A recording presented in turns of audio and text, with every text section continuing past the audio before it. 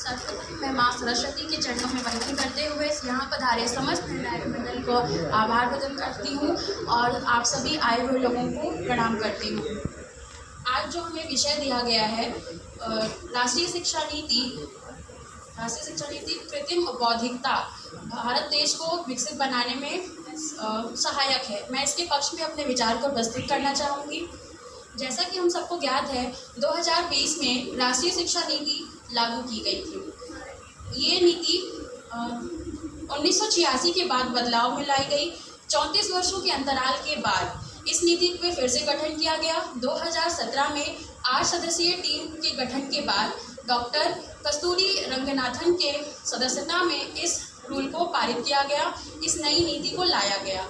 इस नीति को लाने के पीछे भारत को विकसित बनाने के राष्ट्र से जोड़ने के साथ साथ बच्चों में कौशल, सृजनात्मकता और स्वयं के गठन के ऊपर विचार करना भी था। इस नीति को लाना आवश्यक इसलिए भी था क्योंकि पहले के टाइम से चल रही जो नीतियाँ थी उसमें बच्चों को याद करने की ज़्यादा आदत पड़ चुकी थी। तो नए विचारधारा के साथ अपने देश को AI के साथ जोड़ते हुए आगे ले जाने का भी सराहनीय प्रयास किया जा रहा है।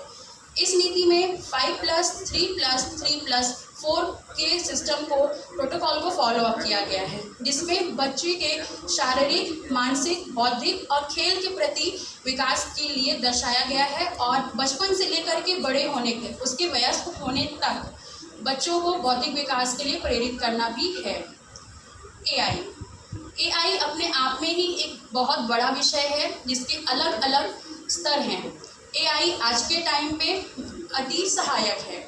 AI एग्रीकल्चर, खेतीबाड़ी, स्वास्थ्य, खेल, शिक्षा, तकनीक इन सभी विषयों पर जोर देते हुए एकल रूप दिखाते हुए अपने आप में एक सक्षम है।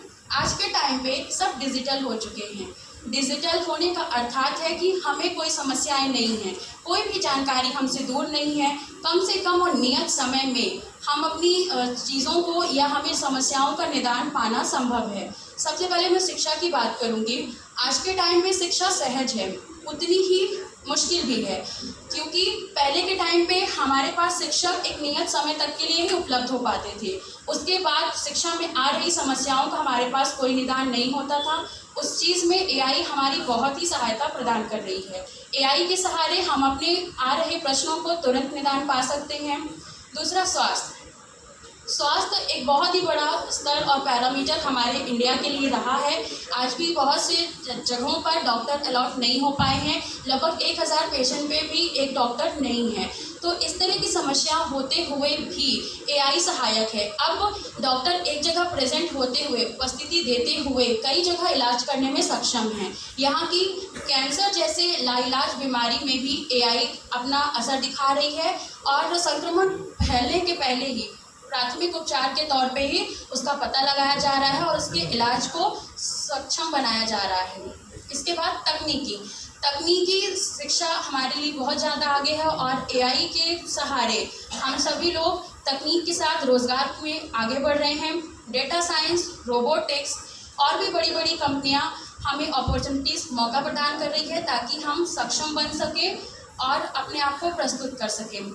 जिस स्तर में भारत पीछे रह गया था, बाकी देशों में तीसरी प्रणाली चल रही है इंटरनेट की दुनिया में, भारत दूसरे नंबर पे है। क्यों? क्योंकि भारत का पहले गठन ही नहीं किया गया था। अब जबकि इस पे माननीय मुख्यमंत्री जी द्वारा जोर दिया जा रहा है। और भी 1 मिनट लें। तो तकनीकी के साथ साथ AI का महत्व बहुत है। दिन ब दिन इसकी उपलब्धता बढ़ती जा रही है। हम जहाँ पहुँचने में असक्षम थे वहाँ पे भी हम पहुँच रहे हैं। हमारे विचार बदल रहे हैं और हमारे विचारशील और विचाराधीन होने की जो ये दुष्टता थी वो भी खत्म होने के कागार पर है। तो मैं यही बोलना चाहूँगी कि AI के होने से हमें बहुत सारी सफलताएं मिली और बहुत सारे सुलभ और दुर्लभ अवसर भी कम हो गए और AI के साथ हम आगे बढ़ने में प्रस्तुत हैं। धन्यवाद।